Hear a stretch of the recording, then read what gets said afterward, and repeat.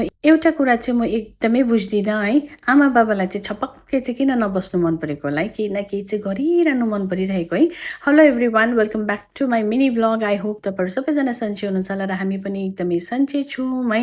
र अस्तिको भिडियोमा हेरिहाल्नु भयो होला, बाबाले चाहिँ यहाँनिर 5 केजी चाहिँ कोकोपिट मगाउनु भएको थिएछ मेरो प्लान्ट्सहरूको लागि है। र सबै बाबा चाहिँ बिहानदेखिको नै चाहिँ के भन्नुहोस् यही तर्खरमा हुनुहुन्थ्यो कि कोकोपिटलाई भिजाउनु पर्दो रहेछ सुकाएर होइन।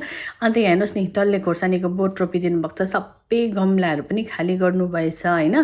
अन्त यहाँनिर चाहिँ हाम्रो सान्विका सानो माया उठिसकेको छ है र अहिले चाहिँ अलिअलि हिँड्नु चाहिँ उसले प्र्याक्टिस गर्दैछ है। र यहाँ चाहिँ छ टी टाइम, म र आमाको बिहान अलिकति बसेर चाहिँ सोफामा बसेर चिया पनि पिउँछौँ अन्त गफसप पनि गर्छौँ है। र ऊ चाहिँ हेर्नुहोस् न यहाँनिर ऐनामै हेर्दै हाप्पा हाप्पा भनिबस्छ होइन। उसलाई चाहिँ यो गर्नु चाहिँ एकदमै मनपर्छ होइन। अन्त हेर्नुहोस् त्यही अलिअलि चाहिँ उसले हिँड्नु सिकेको छ, त्यस्तो कन्फिडेन्ट भएर चाहिँ हिँड्दैन है। अन्त हिँड्दा चाहिँ कति माया लाग्दो देख्छ है। सो र आजको हाम्रो ब्रेकफास्ट चाहिँ थियो फ्राइड मोमो है। अब नेपालीको त त्यही नै हो, बेलुका जे उब्रेको हुन्छ है, या मोमो पनि उब्रेपछि त्यो भोलिपल्ट फ्राई गरेर त नखाइति कहाँ हुन्छ है। सो त्यो पछि चाहिँ मैले तपाईँलाई के भन्दै थिएँ भने चाहिँ बाबा आमाहरू चाहिँ नि जति पनि तपाईँले भन्नुहोस् न आराम गर्नुहोस् बाबा आमा केही नगर्नुहोस् भनेर भन्नुभए पनि नि छपक्कै लागेर चाहिँ एकदमै बस्नु हुँदैन कि आमा बाबा चाहिँ केही न केही गरिरहनु मन पराउनुहुन्छ है। र तर अब यसो हेर्दाखेरि त्यो पनि राम्रै नै हो है। मैले त्यसै मेरो आमा बाबालाई नाम चाहिँ एनर्जेटिक आमा र एनर्जेटिक बाबा चाहिँ दिएको होइन, किनभने हाम्रो चाहिँ आमा पनि एकछिन पनि बस्नु हुँदैन, बाबा त झन् एकछिन पनि बस्नु हुँदैन। हेर्नुहोस् न यहाँनिर अम्बकको बोट बेलपत्ता सबै रोपिसक्नु भएछ तलपट्टि होइन। सो त्यो भएर चाहिँ आज चाहिँ बाबाको काम चाहिँ के थियो भन्नुहोस् त, गार्डनिङको काम थियो होइन। अब तल सबै कुराहरू काटेर होइन, बाबा नकाटिदिनुहोस् है प्लान्ट भन्नुमा अब रिसाउनुहुन्छ फेरि होइन। अब आफ्नै मर्जीले गर्नु दिनुपर्छ।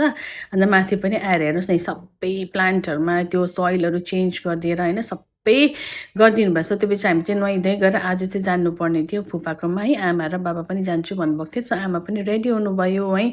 र हाम्रो आमा बाबा मात्र यस्तो कि तपाईँहरूको आमा बाबा पनि यस्तै हुनुहुन्छ, कमेन्ट सेक्सनमा कमेन्ट गर्नु होला है। तर यसरी काम गरिरहेको त राम्रो पनि हो है, बिमारीहरू हुँदैन होइन, एक्सर्साइज पनि हुन्छ। सो त्योपछि हामी सबैजना चाहिँ निक्ल्यौँ फुपूहरूको घरमा है। सो बाबा आमा पनि चाहिँ अस्तिदेखिको चाहिँ भेट्नु जान्छु भनेर चाहिँ भनिराख्नु भएको थियो। सो यहाँनिर चाहिँ हो फुपूहरूको घर होइन।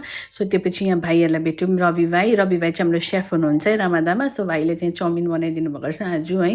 हुनु त अब दुःखको यहाँनिर घडी छ, तर पनि अब के गर्ने, अलिकति खानु भनेपछि त अब खानै पर्यो होइन। सो त्योपछि हामी सबैजनालाई भेटघाट गरेर फर्क्यौँ होइन। त्यहाँ आइसक्रिम खाँदै थियौँ।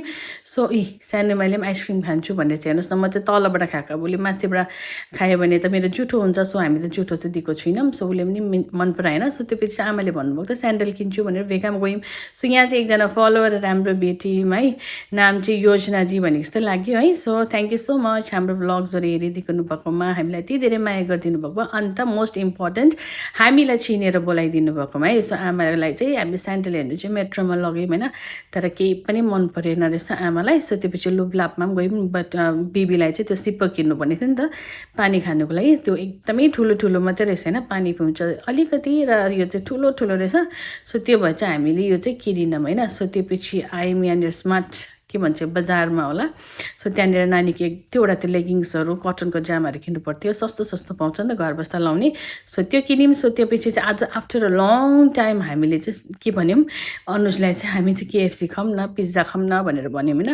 सो त्योपछि पिज्जा अर्डर गर्नुभयो होइन, अन्त केएफसी पनि अर्डर गर्नुभयो। केएफसीको स्मोकी ग्रिल चाहिँ मेरो फेभरेट हो नि त। सो त्योपछि हामीले पिज्जा खायौँ है। सो आजको दिन चाहिँ यस्तै नै बित्यो, मजा पनि आयो है, घुमघाम पनि भयो र धेरै दिन बादमा आउटिङ भयो। Thank you so much guys, love you all.